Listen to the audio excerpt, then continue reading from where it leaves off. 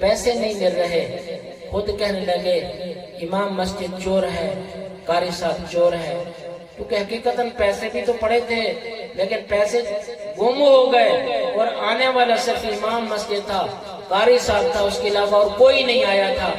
تو وہ یہی سمجھے کہ امام صاحب نے چوری کی ہے۔ خیر وہ وقت تھا، دور تھا جب امام کا لوگ عزت اور احترام سے دیکھتے تھے ان کو، تو کوئی بات نہ کی، لیکن یہ ہے کہ رخ بدل لیا جو امام کے ساتھ کہ طلب کی نیت سے بیٹھنا ہے۔ طلب والوں کو اللہ بہت عطا فرماتے ہیں،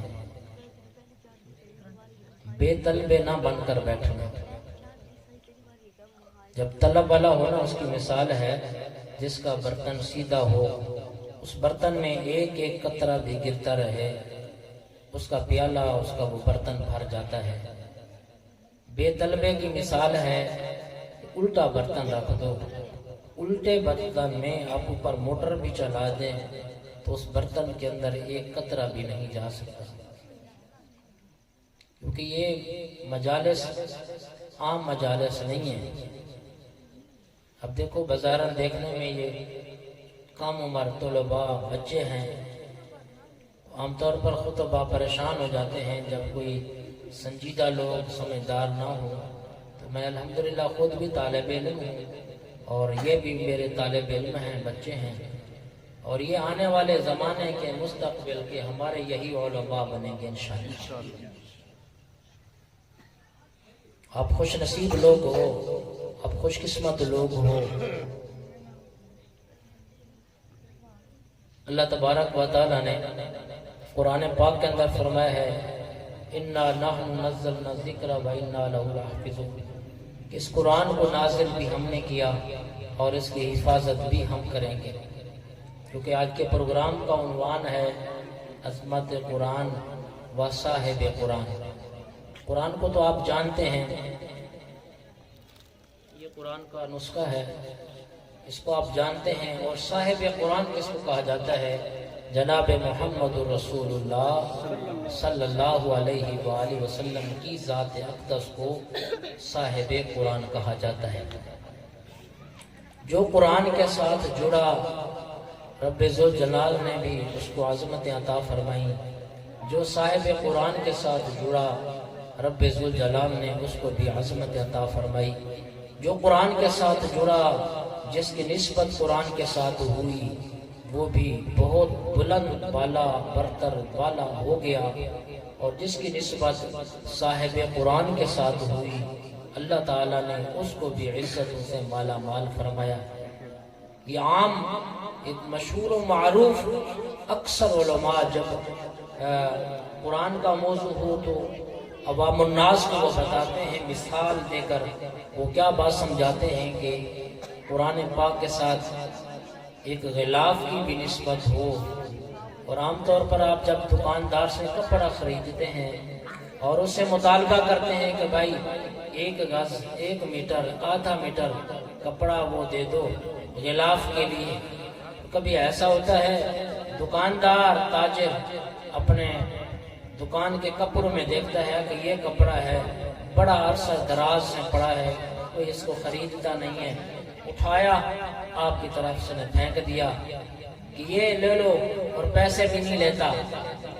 آپ نے قیمتی لباس درزی کے پاس جمع کروایا اور اس غلاف کے ٹکڑے کو جو آدھا گز تھا آدھا میٹر تھا اس کو اپنے قرآن پاک کے ساتھ جوڑا، اور اب ان دونوں کپڑوں کی نسبت مختلف، ایک کپڑے کی نسبت آپ کی طرف سے ہوئی اور ایک کپڑا جو بے قیمت کپڑا تھا جب اس کی نسبت قرآن کے ساتھ ہوئی۔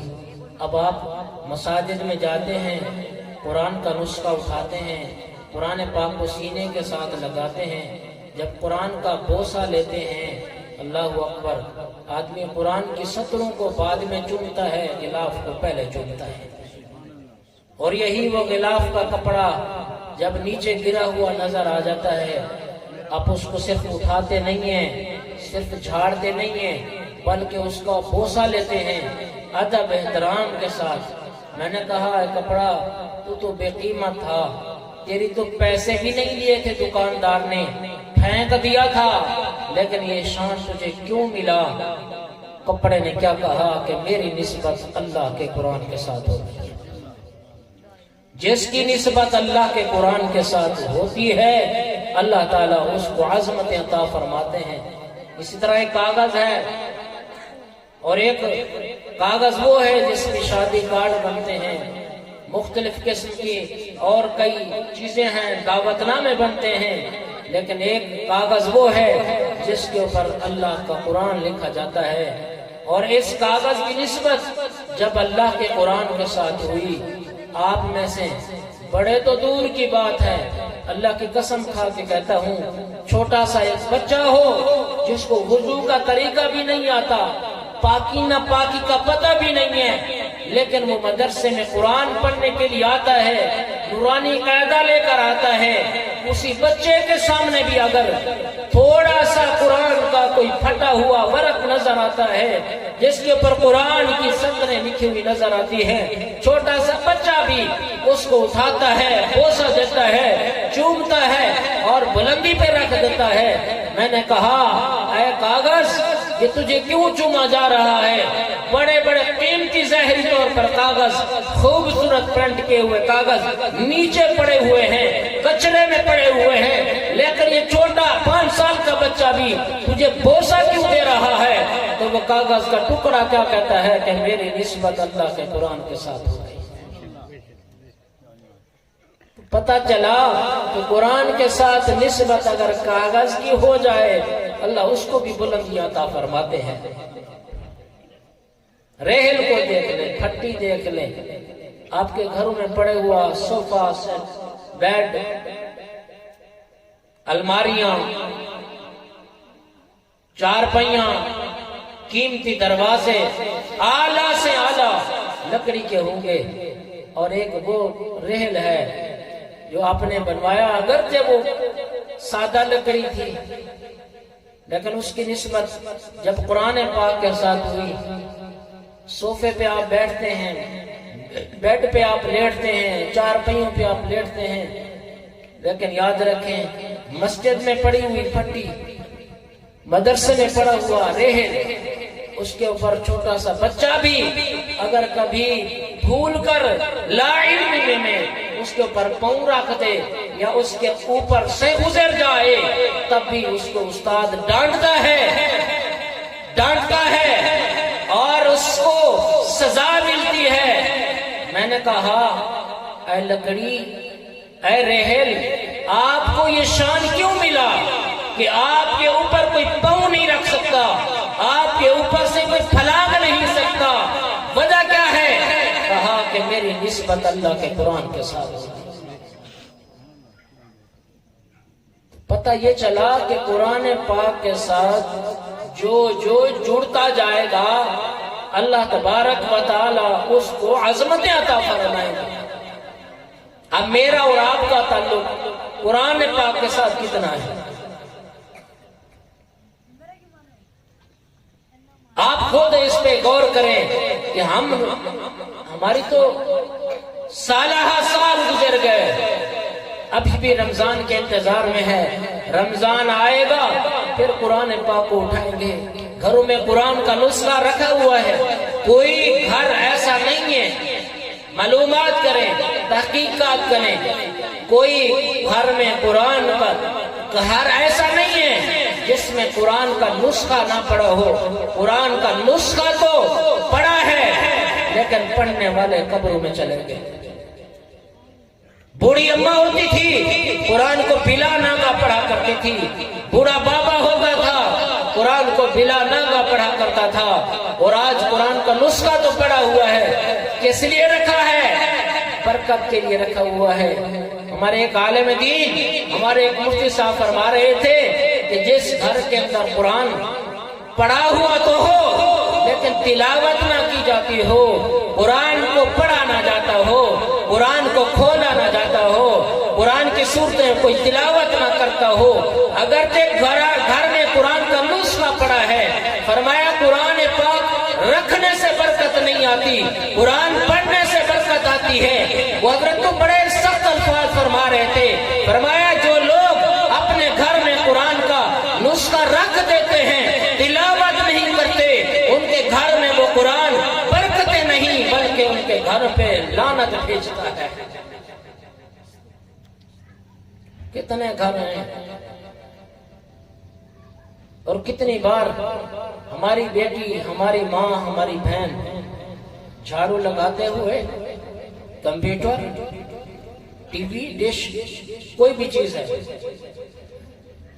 اس کے اوپر کپڑا ڈال دیتی ہے کہ مٹی نہ جائے۔ قیمتی کوئی لباس پڑا ہو اس کو چھپا دیتی ہے مٹی نہ جائے۔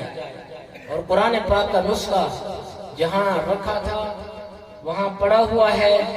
اور ابھی آپ تجربہ کرنا ہو، پروگرام کے بعد جانا گھر میں، یا صبح جانا قرآن پاک کے قریب اور قرآن پاک کے نسخے کو اٹھانا، دیکھنا پھر غلاف کے اوپر کتنا مٹی پڑ چکی ہے، کیونکہ قرآن کو اٹھایا ہی نہیں ہے، قرآن کی تلاوت کی ہی نہیں ہے۔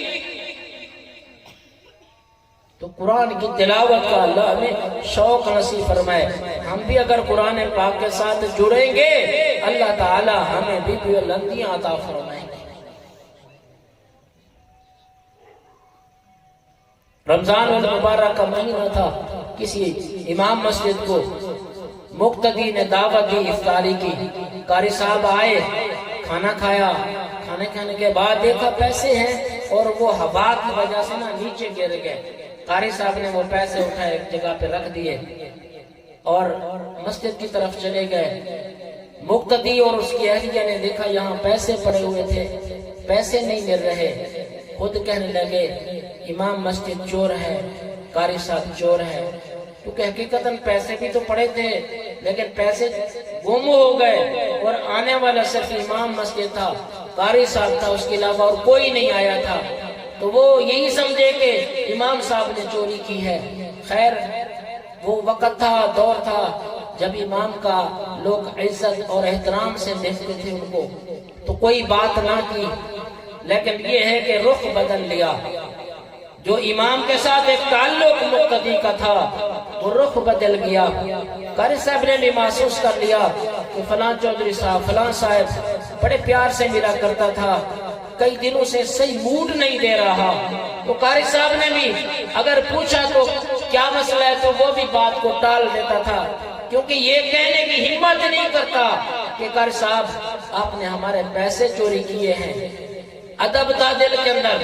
ایک سال کا عرصہ گزرتا ہے، سال کے بعد پھر رمضان آتا ہے، پھر اسی قاری صاحب کو انہوں نے دعوت کی، انہوں نے دعوت دی، وہ میاں بیوی پھر مشورہ کرنے لگے، لوگ تو دعوت دے رہے ہیں افطاری کی، ہم بھی قاری صاحب کو بلاتے ہیں، کوئی بات نہیں، ہمارے بچوں کو پڑھاتا ہے، ہمیں نمازیں پڑھاتا ہے۔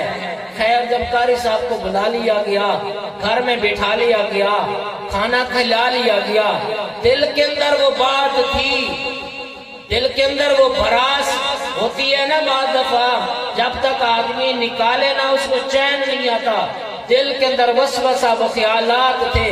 قاری صاحب کو کھانا کھلانے کے بعد کہنے لگے قاری صاحب ہم آپ سے پیسے لیتے نہیں ہیں، لیکن یہ بتائیں آپ نے چرائے تھے نا پیسے، پیسے آپ نے چرائے تھے نا، پیسے آپ نے اٹھائے تھے نا۔ جب قاری صاحب نے یہ بات سنی آنکھوں میں آنسو آ گئے، رونے لگ گئے۔ اب وہ رو رہے ہیں اور وہ مقتدی پوچھتا ہے قاری صاحب آپ روئے نا، پریشان نہ ہوں، غمزدہ نہ ہوں، اہلیہ بھی آ گئی، ہوتا ہے بعض جگہ پہ ماحول، عورت بھی آ گئی، دونوں دیکھ رہے ہیں قاری صاحب رو رہا ہے دھاڑے مار کے، وہ کہہ رہے ہیں قاری صاحب پریشان نہ ہوں، ہمارے امام صاحب پریشان نہ ہوں، ہم آپ کو اور پیسے دینے کے لیے تیار ہیں، انسان سے غلطی ہو جاتی ہے، آپ پریشان نہ ہوں، ہمیں ہمارا حق بنتا تھا، خود تعاون کریں، آپ نے مجبوراً آپ نے وہ یہ کام کیا ہوگا، ضرورت ہوگی، لیکن آپ پریشان نہ ہوں، ہم آپ کو اور پیسے دینے کے لیے تیار ہیں، آپ روئیں نہ، ہمارے قاری صاحب ہیں، ہمارے امام صاحب ہیں، ہمارے بچوں کے استاد ہیں، لیکن قاری صاحب مسلسل روتے جا رہا ہے، روتے جا رہا ہے۔ آخرکار قاری صاحب نے کہا وہ قرآن کا نسخہ اسی بیٹھک میں پڑا ہوا ہے، اسی گھر میں پڑا ہوا ہے۔ فرمایا قرآن کا نسخہ تو اٹھاؤ۔ قرآن کا نسخہ اٹھایا گیا۔ قاری صاحب نے اللہ اکبر، قاری صاحب نے قرآن کا نسخہ اٹھایا۔ اٹھانے کے بعد پہلا ہی صفحہ پلٹا، پہلے ہی صفحے پہ ان کے قرآن پاک پہ ان کے جو پیسے تھے وہ پڑے ہوئے۔ قاری صاحب کی دھاڑیں نکل گئی، قاری صاحب اور رو پڑے اور فرمایا مجھے رونا اس بات پر نہیں آ رہا کہ مجھ پر آپ نے الزام لگایا، مجھے چور سمجھتے رہے، مجھ پر پیسوں کا الزام لگاتے رہے، مجھے رونا تو اس بات پر آ گیا ہے کہ 1 سال گزر گیا ہے تو انہوں نے قرآن کا نسخہ اٹھایا تک بھی نہیں دیا، کیونکہ قرآن کو اٹھایا ہوتا، صفحہ پلٹا ہوتا تو پیسے پڑے ہوتے تھے۔ قاری صاحب نے وہ پیسے اٹھائے اور ان کے قرآن کے نسخے کے اندر رکھ دیں گے۔ یہی دل کے اندر بات تھی، صبح جب یہ قرآن کی تلاوت کریں گے نا ان کے پیسے مل جائیں گے۔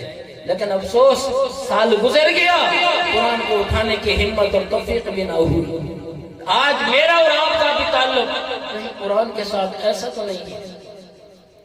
اگر قرآن سے دور ہو گئے، قرآن کے قریب آئیں، قرآن کے ساتھ جڑ جائیں، جو جتنا جڑے گا اللہ اس کو اتنا ہی بلندی عطا فرمائے۔